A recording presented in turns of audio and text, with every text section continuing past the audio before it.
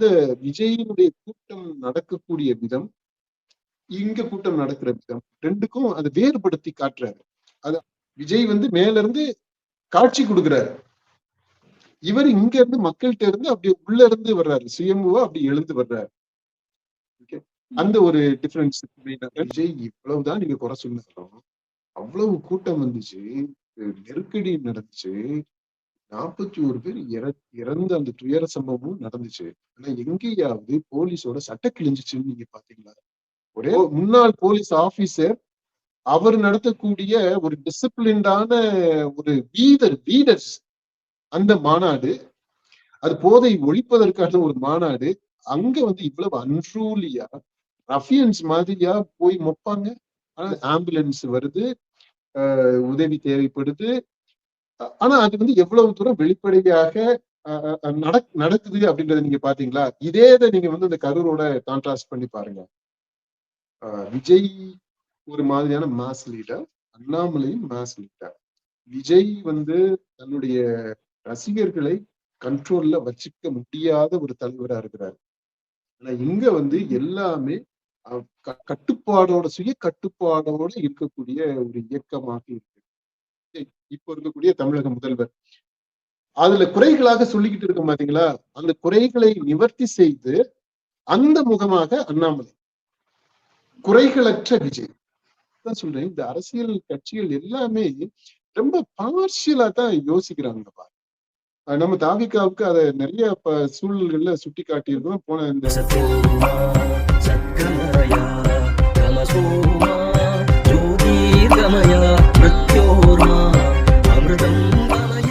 அண்ணாமலை அவர்களுடைய அந்த கூட்டம், அந்த கூட்டத்துல அதாவது பிஜேபில இருந்து வெளியே முதல் முறையா அந்த மாநாடு அப்படிங்கறத நடத்தினாரு. அதுல கூட்டம் எப்படி இருந்துச்சு, அப்புறம் பாத்தீங்கன்னா போலீஸோட சட்டையெல்லாம் கிளியிற அளவுக்கு பாதுகாப்பு எல்லாம் கொடுத்தாங்க. அதே மாதிரி அப்படியே கூட்டம் குமிஞ்சாங்களப்பா. அண்ணாமலை வந்தோடனே அப்படியே குமிஞ்சதெல்லாம் நம்ம பார்க்க முடிஞ்சுச்சு. இதெல்லாம் ஒரு வைப் மோடு அப்படின்னு எடுத்துக்கலாமாப்பா? நம்ம சொன்னோம் பாத்தீங்களா, அதாவது விஜயினுடைய ஜென்சி அவருக்கு ஆதரவா இருக்கிறவங்க இப்ப இவர் என்ன பண்றாருன்னா ஒரு பப்ளிக் பெர்செப்ஷனை கிரியேட் பண்ண பாக்குறாரு. அந்த மூவ்மெண்ட்ன்றதை வச்சுக்கிறாரு. கட்சி, அதாவது விஜயினுடைய கட்சி, அவருடைய ஃபேன் கிளப், விஜயனுடைய ரசிகர் மன்றங்கள், அப்புறம் டர்ன்ட் இன்டு பார்ட்டி. இங்க எப்படின்னா movement which eventually it will be turned into a party later. இப்போ இத பேஸ வச்சுக்கோங்க. இதுல விஜய் என்னன்னா இந்த ஸ்பான்டினிட்டி இருக்கு. எல்லாமே மோஸ்ட்லி சபால்டன் கிரௌடு அவருக்கு வந்தது. சொல்ல போனா தற்குறிகள்னு எல்லாம் சொல்றாங்க பாத்தீங்களா? அந்த மாதிரி நம்ம அதை பாசிட்டிவா இன்டர்பிரட் பண்றோம் அந்த வேர்டை. அப்ப அந்த மாதிரியான பின்புலத்தை உடையவங்க, ஏழை எளிய மக்கள், விளிம்பு நிலையில் இருக்கக்கூடியவங்க, பெரும்பாலானவங்க ரசிகர்கள், யூத். ஓகே, அவங்க இந்த கட்டுப்பாடு அற்றவர்கள். இங்க அதுக்கு நேர்மாறா இவர் எப்படி பண்றாருன்னா, இது ஒரு மூவ்மெண்ட், செல்ஃப் டிசிப்ளின், அது ஒரு டெக்கரம் இருக்கு, ஒரு கௌரவம் இருக்கு, அது கட்டுக்கோப்பா இருக்கிறாங்க அப்படின்றது.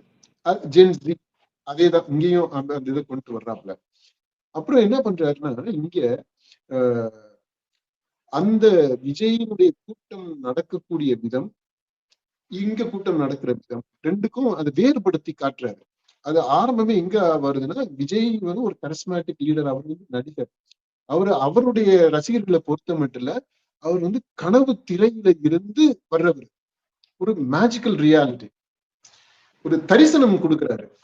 இங்க எப்படின்னா அண்ணாமலை அந்த மக்கள்கிட்ட இருந்து அப்படி முளைச்சு வர்றாரு, கிளர்ந்து வர்றாரு. விஜய் மேல இருந்து காட்சி கொடுக்கிறாரு. இவர் இங்க இருந்து மக்கள்கிட்ட இருந்து அப்படி உள்ள இருந்து வர்றாரு, சுயம்புவா அப்படி எழுந்து வர்றாரு. அந்த ஒரு டிஃபரன்ஸ். ரெண்டாவது டிஃபரன்ஸ் என்னன்னா, விஜய்க்கு இருக்க அதே கரிஸ்மா இவருக்கு இருக்குன்னு காட்டணும். அப்ப எப்படி காட்ட முடியும்? அப்ப இவருக்காக அப்படியே கூட்டம் வைக்கணும், மேல விழுகணும், அப்படியே உசுர கொடுக்கறது மாதிரி அது அந்த இது இருக்கணும் பாத்தீங்களா? அந்த வாய்ப்பு கீப்புன்னு எல்லாம் சொல்றோம் பாத்தீங்களா? அந்த மாதிரி அதை இங்க காட்டுறாரு. இப்ப அவரே இந்த கூட்டத்துல நெரிசல்ல சிக்கி அப்படியே பேர்த்து விறுவிறுத்து அப்படியே மூச்சு வாங்குது, அப்படியே மாரடைப்பு வரக்கூடிய மாதிரி, மூச்சு அடிக்க போறது மாதிரி அந்த இதெல்லாம் அந்த இதை பாத்தீங்கன்னா தெரியும். அந்த விஷுவல்ஸ் நீங்க பாருங்க, அப்படி காட்டுறாங்க. இது விஜய் இவ்வளவுதான் நீங்க குறை சொன்னாலும் அவ்வளவு கூட்டம் வந்துச்சு, நெருக்கடி நடந்துச்சு. 41 பேர் இறந்த அந்த துயர சம்பவமும் நடந்துச்சு. ஆனா எங்கேயாவது போலீஸோட சட்டை கிழிஞ்சிச்சுன்னு நீங்க பாத்தீங்களா? ஒரே ஒரு இதுல அதுவுமே கூட்டம் கிடையாது. தனியா ஏதோ ஒரு ப்ரோகிராம் நடக்கும்போது ஒரு பையன் வந்து போலீஸ் கையை கடிச்சான் அப்படின்றதுதான். அது ஒரே ஒரு இன்சிடென்ட் தான். அதுவுமே கூட விஜய் நேரடியா அதுல இறங்கல. விஜய் இல்ல அதுல. விஜய் நேரடியாக இருந்த சம்பவங்களை எடுத்துக்கிட்டோம் அப்படின்னா, காவலர்கள் எல்லாம் அப்படி ஒண்ணும் பாதிக்கப்படல. கூட்டம் அவ்வளவு நெரிசல் இல்லைங்க. ஆனா இங்க பாருங்க, போலீஸ் ஒரு முன்னாள் போலீஸ் ஆபீசர் அவர் நடத்தக்கூடிய ஒரு டிசிப்ளின்டான ஒரு லீடர்ஸ் அந்த மாநாடு, அது போதை ஒழிப்பதற்கான ஒரு மாநாடு. அங்க வந்து இவ்வளவு அன்ரூலியா ரஃபியன்ஸ் மாதிரியா போய் மொப்பாங்க. ஆனா டெலிபரேட்டாவே அதை வந்து செஞ்சிருக்கிறாங்கன்னு தான் நான் நினைக்கிறேன். ஏன்னா விஜய்க்கு கான்ட்ராஸ்டா இங்க காட்டணும். விஜய் மட்டும் என்ன, நீங்க உங்களுக்கு மட்டும்தான் இப்படி கூட்டம் வருமா? உங்களுக்கு மட்டும்தான் நெரிப்பாங்களா? உங்களுக்கு மட்டும்தான் அந்த இதுல வந்து அந்த கிரீஸ் தடவி இருந்தாலுமே கூட ஏறி வந்து உங்களுக்கு வந்து அந்த ரேம்ப்ல வந்து நிப்பாங்களா? எனக்கும் வருமா? இங்கேயும் பாருங்க கூட்டத்தை பாத்தியா அப்படின்ற மாஸ் காட்டுறாரு இங்க. அதுல அங்க போலீஸ் வந்து நின்னுட்டாங்க, ஓரமா ஒதுங்கி நின்னுட்டாங்க. இங்க பாரு சட்டையே கிழியுது, ரெண்டு பட்டன் போச்சு. அது பெருமையா வேற அப்படி சொல்ற மீட்டிங்ல சொல்ற. இந்த டிஃபரன்ஸ் புரியுது பாத்தீங்களா? இதை சொல்றாப்ல. அடுத்து என்ன சொல்றாருன்னா, விஜய் மாதிரி நாங்க வந்து மழுப்பிக்கிட்டு ஒளிஞ்சு ஓடுறதெல்லாம் கிடையாது. எது நடந்தாலும் வெளிப்படையாகவே இருப்போம். மக்களுக்கு எது நடந்தாலும் அதை வந்து எங்களுடைய பிரச்சனையை ஆக்கிடுவோம் அப்படின்ட்டு மேடையில அந்த போலீஸை பத்தி சொல்றாப்புல. காவலர் பட்டன் கிழிஞ்சது அதை வந்து நிகழ்ச்சியோட சொல்றாரு. அடுத்து அந்த ஒரு பையன் அவங்க அப்பா இறந்துட்டாரு, இறந்த செய்தியை கேட்டுமே கூட அவன் வந்து இந்த நிகழ்ச்சியை முடிக்கணும் அப்படின்றதுக்காக அந்த போதை எதிர்ப்பு வாக்குறுதி கொடுத்தது அதுல நின்னா அப்படின்றத அவர் சொல்றாரு, பதிவு பண்றாரு. அந்த அப்பாவுடைய இறப்பை பதிவு செய்து அவருக்காக எல்லாரும் சேர்ந்து பிரார்த்தனை பண்ணிக்குவோம் அப்படின்றத சொல்றாரு. அதை அக்னாலேஜ் பண்றாங்க, வெளிப்படையாக பேசுறாங்க, ஒரு மரணத்தை பற்றி பேசுறாங்க கூட்டத்துல. அடுத்து கொஞ்ச நேரம் கழிச்சு அவர் பேசிக்கிட்டு இருக்கும் போதே இன்னொன்னு தகவல் வருது. இந்த மாதிரி ஒரு அம்மா ஆம்புலன்ஸ்ல இருக்கிறாங்க, அவங்களுக்கு அவருடைய மகள் உடனடியாக அங்க தேவைப்படுறாங்க. அந்த மகள் சித்ரா அப்படின்ற பேரு முன் வரிசையில 3வது வரிசையில இருக்கிறாங்க. அவங்க தயவு செய்து எந்திரிச்சு நின்னா கை காட்டுனா மத்தவங்க வந்து வாலண்டியர்ஸ் வந்து கூட்டிட்டு போயிருவாங்க அப்படின்றத சொல்றாரு. இப்போ அங்குமே இந்த ஆம்புலன்ஸ் வருது, உதவி தேவைப்படுது. ஆனா அது வந்து எவ்வளவு தூரம் வெளிப்படையாக நடக்குது அப்படின்றத நீங்க பாத்தீங்களா? இதே நீங்க வந்து இந்த கரூரோட கான்ட்ராஸ்ட் பண்ணி பாருங்க. இது எல்லாமே நான் நினைக்கிற ஒருவேளை இந்த கான்ட்ராஸ்ட் வரணுன்றதுக்காகவே திட்டமிட்டு இப்படி ஒண்ணு செய்தாங்களோ, பிளான் பண்ணாங்க. ஏன்னா நாமளை போலீஸ்மேன் அப்படின்னா அந்த போலீஸ்மேனுக்குள்ள அந்த இன்வெஸ்டிகேட்டிவ் இது இருக்கும், அந்த ஷூட்னஸ் இருக்கும், அந்த ஒரு புதர்க்கமான அந்த சிந்தனை புத்தி எல்லாமே இருக்கும். அப்படியெல்லாம் இருந்தா தான் ஒரு சிறந்த ஆபீசரா இருக்க முடியும். அதனால இதெல்லாமே கூட அப்படி பிளான் பண்ணியே செஞ்சிருப்பாங்களோ அப்படின்னு கூட நம்ம நினைக்கலாம், இன்டர்பிரேட் பண்ணலாம். ஏன்னா அப்படிதான் இருக்கு. அப்புறம் இந்த வாலண்டியர்ஸ் அதை பற்றி அவர் சொன்னது, எல்லாம் போய் டாய்லெட் எல்லாம் கூட கிளீன் பண்றாங்க, இது பண்றாங்க அப்படின்னு எல்லாம் சொல்றாரு. அவ்வளவு தூரம் வாலண்டியர்ஸ் எடுத்து அவங்க செய்யறாங்க அப்படின்றது. இங்க அதுக்கு நேர்மாறா நம்ம இங்க பாக்குறோம். விஜயனுடைய இதுல அதுதானே குறையாகவே சொல்றாங்க. அங்க வந்து போதிய அளவிற்கு தண்ணீர் வசதி இல்ல, பாத்ரூம் வசதி இல்ல, சாப்பாடு பிரச்சனை, வெயில், ஷேடு இல்ல, அது இல்ல, அந்த மாதிரியான நிறைய குற்றச்சாட்டுகளை சொல்லிக்கிட்டு இருப்பாங்க. இங்க வந்து அதுக்கு நேர்மாறா வாலண்டியர்ஸ் எவ்வளவு தூரம் முன்னெச்சரிக்கை நடவடிக்கை எடுக்கிறாங்க அப்படின்ட்டு அந்த ரெண்டையுமே நீங்க பேரலா நீங்க இந்த பக்கம் விஜயனுடைய மீட்டிங்க ஓட்டி விடுங்க, அந்த வீடியோவை பாருங்க. இங்க இந்த பக்கம் அண்ணாமலை சொன்ன அந்த சித்தரிப்பை நீங்க பாருங்க, அந்த கான்ட்ராஸ்ட் புரியும். என்ன சொல்றாரு, விஜய் ஒரு மாதிரியான மாஸ் லீடர், அண்ணாமலையும் மாஸ் லீடர். விஜய் வந்து தன்னுடைய ரசிகர்களை கண்ட்ரோல்ல வச்சுக்க முடியாத ஒரு தலைவரா இருக்கிறாரு. ஆனா இங்க வந்து எல்லாமே கட்டுப்பாடோட சுய கட்டுப்பாடோட இருக்கக்கூடிய ஒரு இயக்கமாக இருக்கு. அப்போ மக்கள்கிட்ட எப்படின்னா ஒரு பாசிட்டிவ் விஜயாக தன்னை பிரசன்ட் பண்ண பாக்குறாரு. அது விஜய் திரை ஹீரோனுடைய ஒரு பக்கம் விஜய், இப்ப இருக்கக்கூடிய தமிழக முதல்வர். அதுல குறைகளாக சொல்லிக்கிட்டு இருக்க பாத்தீங்களா, அந்த குறைகளை நிவர்த்தி செய்து அந்த முகமாக அண்ணாமலை. குறைகளற்ற விஜய். மக்களுக்கு பொதுவாக இந்த மிடில் கிளாஸ் மக்களுக்கு கொஞ்சம் படிச்ச அவங்களுக்கு ஏற்புடைய விஜய். அந்த முகமாக அண்ணாமலை அவர் முன்னிறுத்துறாரு. அந்த முகத்தை வச்சுட்டு தான் பொதுவான ஒரு முகம், அதை வச்சுட்டு தான் விஜய் பின்னாடி இருக்கக்கூடிய அந்த ஜென்சி, அதே ஜென்சி கிரௌட் அதை ஈர்க்கணும்னு பாக்குறாரு. அந்த அந்த உள்ள இருக்கக்கூடிய அந்த இன்னர் டைனாமிக்ஸ் புரியுது இல்லையா? அதுதான் இந்த விஜய்க்கும் அண்ணாமலையுடைய இந்த ஸ்ட்ராட்டஜியினுடைய வேறுபாடுகள். இது எவ்வளவு தூரம் அல்டிமேட்டா ஓட்டா கன்வெர்ட் ஆகும் அப்படின்றது கேள்விப்பா. அதை நம்ம ஏற்கனவே பேசி. அடுத்து இந்த இயக்கம் வீத லீடர்ஸ் இயக்கத்துல வந்து நான் அப்படிங்கறதே கிடையாது, நாம் அப்படிங்கறதா இருக்குது அப்படிங்கிற ஒரு விஷயத்தையும் முன்வைத்து சொல்றாங்களப்பா. ஆமா, இதுல என்னன்னா அது நல்லதுதானப்பா, வி த லீடர்ஸ் அப்படின்ட்டு.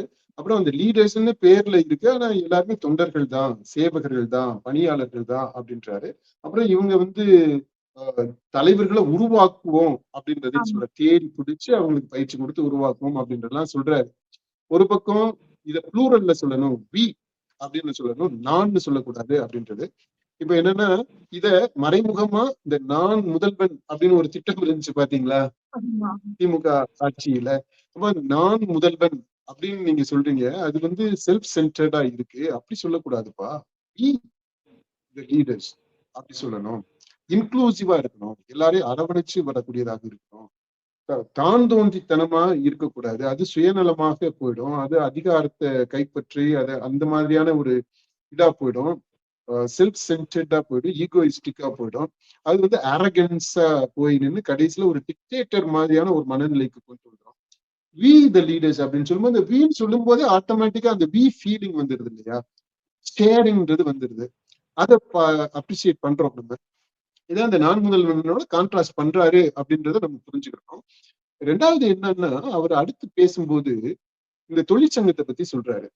அங்க சொல்லும் போது என் மண் என் மக்கள் அப்படின்ட்டு அந்த இதுல தொழிற்சங்கத்தை கட்டமைக்கணும்ன்றாரு. ஏங்க இங்க வந்து நான் முதல்வன் சொல்லக்கூடாது, வி த லீடர்ஸ்னு சொல்லணும். அங்க போயிட்டு என் மண் என் மக்கள்னு அங்க ஏன் சிங்குலருக்கு வந்துருச்சு? தன்னை முன்னிலைப்படுத்தி மையப்படுத்தி போனார்லப்பா, அதை வச்சு சொல்லியிருப்பாரு. அதான் அவருக்கு ஆமா, அது அப்படிதான் நினைக்கிறேன்.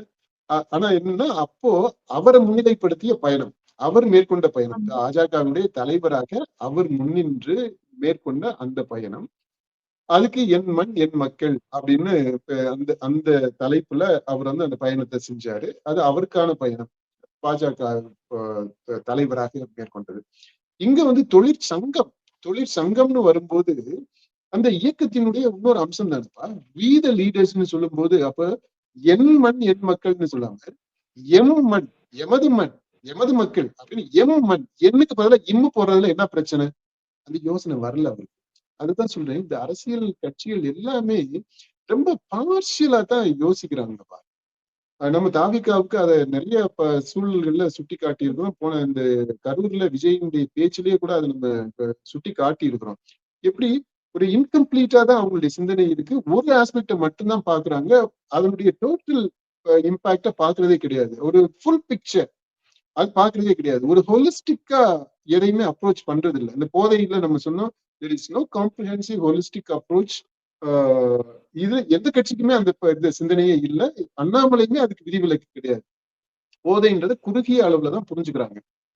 அதே மாதிரிதான் இதுலயுமே வி த லீடர்ஸ் அப்படின்ட்டு ஒரு இடத்துல நீங்க சொல்றீங்க, அதே இது தொழிற்சங்கம்னு வரும்போது அந்த இது மாறி போயிடுச்சே.